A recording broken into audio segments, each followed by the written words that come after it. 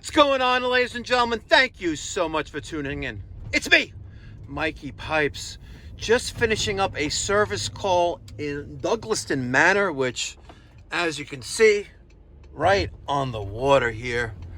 Beautiful view. Right across the water is the Cross Island Parkway. We have the Throgs Neck Bridge. And next we're going to Woodside. Woodside is normally outside of our service area, but today we're gonna make an exception. We have a YouTube subscriber with a Burnham Independence gas-fired steam boiler that's on the fritz. Last year, the end of last heating season, he says, I saw some white smoke at the top of my chimney, Mikey Pipes. Let's hope it's not white smoke, because that will mean that's steam. Let's go see what's going on and make our way to Woodside. So we went from gorgeous water views of Little Neck Bay, Douglaston Bay,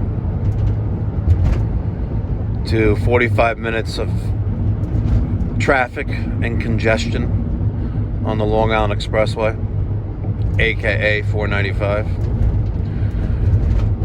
8 miles to Maurice Avenue from the Cross Island. We're almost there, guys. 5 minutes. I'm gonna guess and get some flooding here. That sucks. At least they're smart about it. And those plates. They put a sump pump in there. Hi. Hey. How are you? Okay, thanks.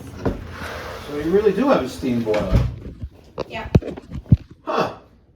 Tell by the looks on the outside of the homes here, it looks like it wouldn't have steam, but they do. Interesting. Okay. I spoke to your husband on the phone yesterday. Yeah. He told me what he thinks could be the problem, or what problems he could be having. So I'm hoping that's not the case, but he was saying that you saw some white smoke. Yeah. He told me that he's always smoking in the chimney, so that we got them have that clean up. Okay. So there was repiping over here. Okay. So I have a picture. He told me to show you how it was before. I don't know if you want it, but Let me see what we see up here, though. Yeah. Probably gonna be the case. Why there's a tridecator gauge on here is a whole other question. And you have a feeder. Let's add some water.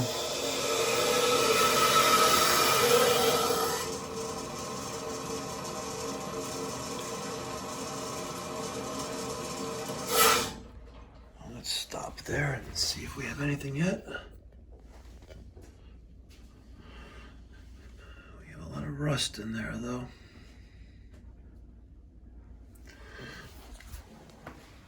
So I'm adding water to the boiler slowly at first, but I want to see if we have any water dripping on the inside of it.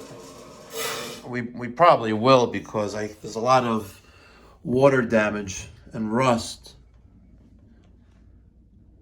on the inside of where the flames are, the combustion chamber. Nothing yet, but he also said he's been adding water several times a day. yeah. That's no good. Exactly. So where's the water going is the question. In the middle of the night, it will go off, so he will have to come In the middle of the night and add water to the boiler. Water. Yeah. And there it is. Okay.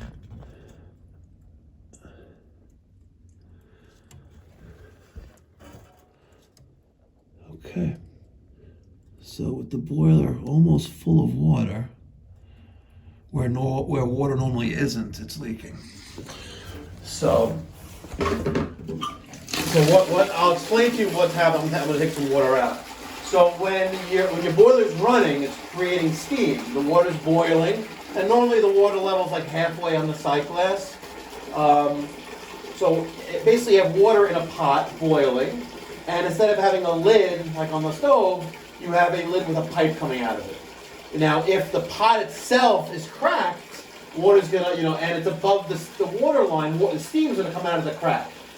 And that's what's happening here.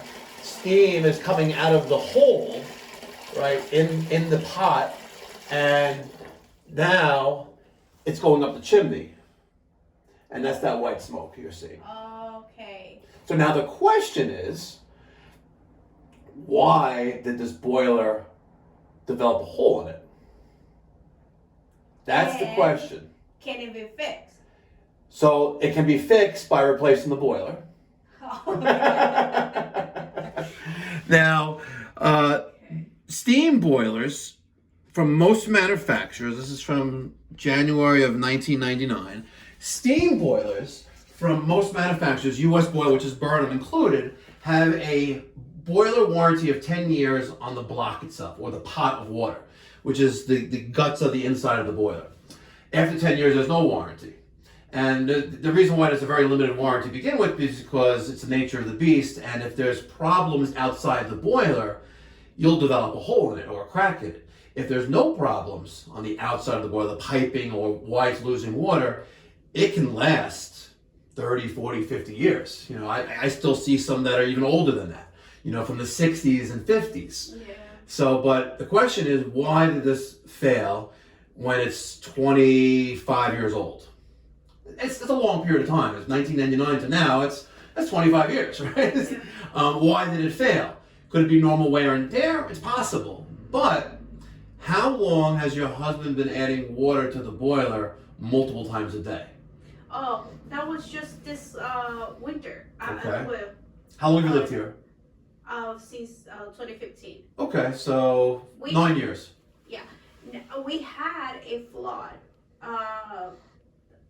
When the hurricane passed here was 2021, I believe. Yeah, a couple of years ago, where the water probably came down the street and down the driveway and probably came up pretty high in this basement.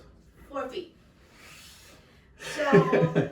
I'm sorry, I don't mean to laugh at you. I'm just laughing at how crazy Mother Nature is. Yes, it was crazy, unbelievable, and so my it was working. It was working fine. I don't know, and then he decided to repipe this.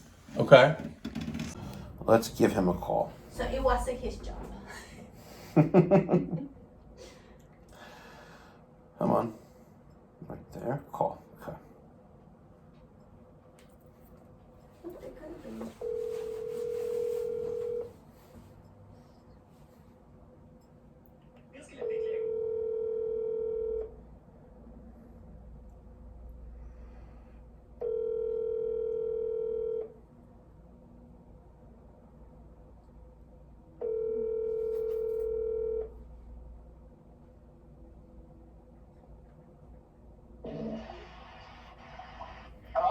Ephraim, Mike from the Pipe Doctor. Hey, how are you? I'm okay. How are you? I'm good. I'm sorry I missed you. I wanted to be there to meet you. It's okay. I've been explaining everything to your wife, and now I'm at the point wanting to give you a call. You have a few minutes? I have time for you. Okay, excellent. So first, I gotta congratulate you on the piping replacement that you did here in your home. It really looks. It really looks nice. You did a nice job, and especially how you supported that and secured the piping on the wet return on the back wall of the home. Very nice. I could swear you're a commercial contractor or plumber, whatever. But your wife said you're not. No, I work in commercial, and I used to do the work like that. Even probably bigger price than that. But gotcha. You know about that low pressure. Yes. Me. So you know what? I'll wash you, and I said, I'm gonna bring you in. Thank you. So let me ask you a couple of questions before we get to the gist of things. I know you lived here for 9 years, and when you first lived here, you were probably adding water maybe once a month. Am I correct? Actually, a little less than that. Like maybe a few times this heating season. Yeah, it was on normal. Okay. How long ago did that increase to like a couple times a month? I think it's after the flood.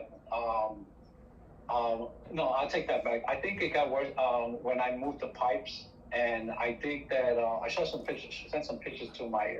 I know she showed me a few pictures. Yeah, it's So I thought it was the pitch. So it's not the first time that I did that. It was a little long route. There's a little bit of I can see it a little dipping over there at the end, a little bit from where I'm standing by next to the boiler, but no, it's not that. So as I was explaining to your wife, when you guys first moved in here, maybe once a month you were draining down the boiler, testing the low water cutoff, and adding water to replenish what evaporated or what was lost, right? And then that became several times a month to maybe once a week to several times a week to once a day to several times a day.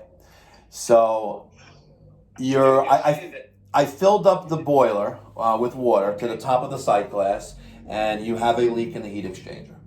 So you will need to replace, unfortunately, this 25-year-old boiler.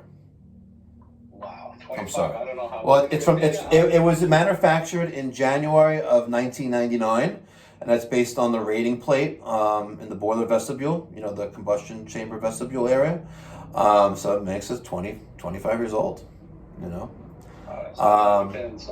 looks kind of clean when I got No, listen. The boiler overall is cosmetically and on the exterior in great shape. But when you remove the front door and you look in the combustion chamber below the burner tubes, you can see the rust and you can see the water. The water that's been dripping down. And when I filled it up slowly at first. Went to 3/4, nothing happened. Then it went to the full top of the sight glass, and that's when you have the drips of water inside of it. So I have a quick question. Yes. I think that I know for a fact that once a month or every 2 months you're supposed to blow down the mud.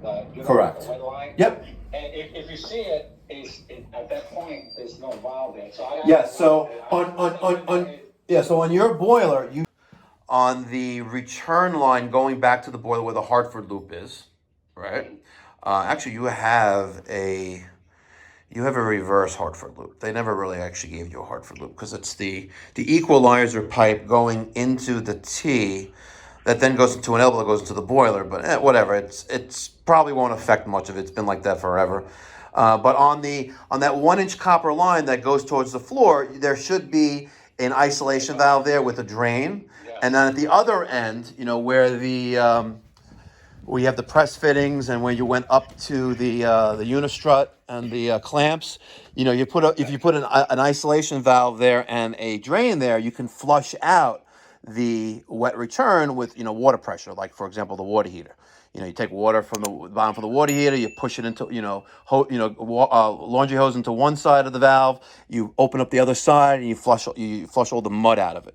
But on a monthly basis, you should be draining the boiler just enough to test the low water cutoff to make sure it senses a low water condition, and that would then turn off the boiler, because that's something that should be because it's an electronic valve with a probe.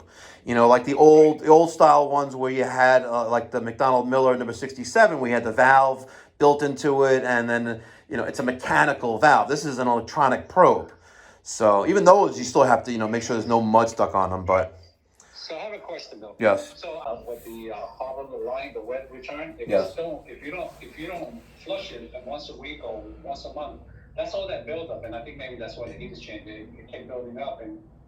Yeah, but then where did the water go? Think about it. Where did the water go?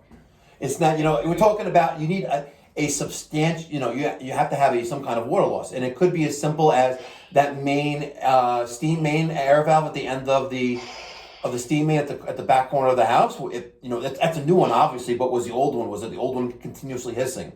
Were any of these steam radiator air valves, those silver things on each radiator, were they continuously hissing? Even just one, left unchecked over a period of time, within a heating season or two, can cut a hole, from the inside out above the water line on the cast iron heat exchanger. 100%. I've taken out boilers that are 3, 4, 5 years old. Seriously, one was 3, one was 4, one was 5. Over the years, I've done them all. Nothing newer than 3, but it does happen.